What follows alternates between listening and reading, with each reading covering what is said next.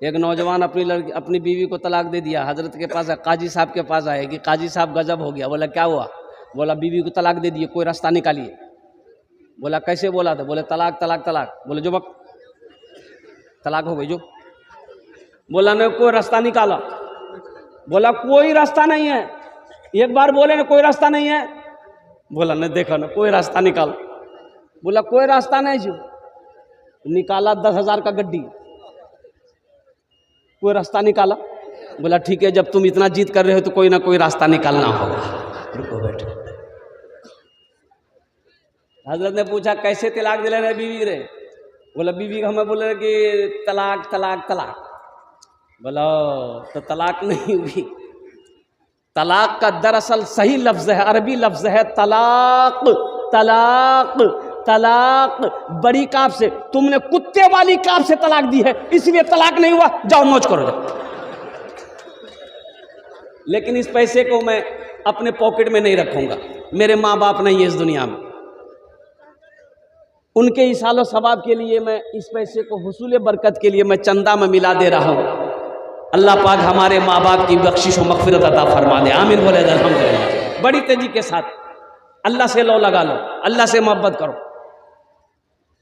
मेरे बच्चों, हजरत मूसा अलैहिस्सलाम गए मिलने के लिए। अल्लाह ने कहा मूसा बाद में कर लेंगे। वो फला बस्ती में मेरा एक बंदा का इंतकाल हो गया, वो मेरा दोस्त है, जाके नमाज पढ़ाओ, ऐलान कर दो, जो उसकी नमाज जनाजा में शरीक होगा हम उसके गुनाहों को माफ कर देंगे। मूसा अलैहिस्सलाम दौड़े, बस्ती में आए, पूछे भाई फला नाम का आदमी कहाँ है? लोगों ने कहा कि हा उस आदमी से आपको क्या काम? गुनहगार वो है, खताकार वो है, सियाकार वो है, बदकार वो है, चोर वो है, झूठा वो है, बेईमान वो है। हम लोग उससे बात नहीं करते, बस्ती से निकाल के बाहर फेंक दिए हैं, मर गया था। हजरत मूसा अलैहिस्सलाम ने कहा कि मुझे ले चलो उसके पास। मूसा अलैहिस्सलाम गए, बस्ती वाला सारा गया, देखा कि कूड़ेदान में पड़ा हुआ था। तो हजरत मूसा अलैहिस्सलाम ने अपने हाथ लगाकर उसे निकाला, अपने हाथों से गुस्ल दिया। जब हजरत मूसा अलैहिस्सलाम गुस्ल दे रहे थे, सारा मोहल्ला वाला गुस्ल दे रहा था। मोहल्ले वालों ने कहा कि हजरत कोई ऐसा गुनाह नहीं है जो ये किया ना हो, इसलिए हम लोग इससे नफरत करते थे। जब ये मर गया हम लोग इसके बदन में हाथ नहीं लगाए, पैर में रस्सी बांध करके कूड़ेदान में डाल दी।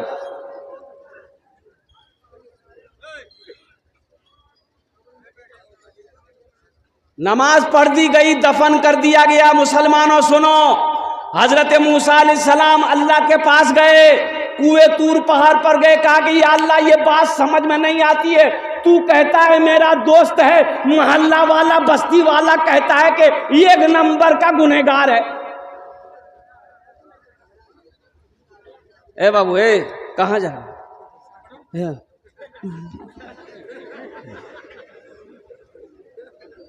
और किसी को जाना है? अरे बोलो भाई जाना है क्या? कि जलसा में नौजवान खड़ा हुआ, मैंने कहा क्या हुआ? बोला है बोल बेरो 10 मिनट में फिर खड़ा हुआ। कहना बाबू?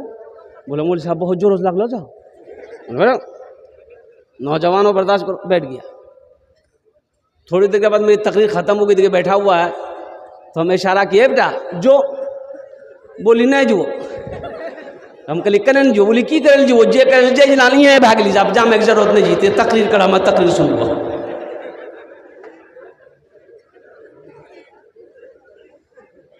हजरत मूसा अलैहिस्सलाम ने कहा कि मौला बात समझ में नहीं आ रही है, तू कह रहा है दोस्त है, मोहल्ला वाला कह रहा है गुनहगार है।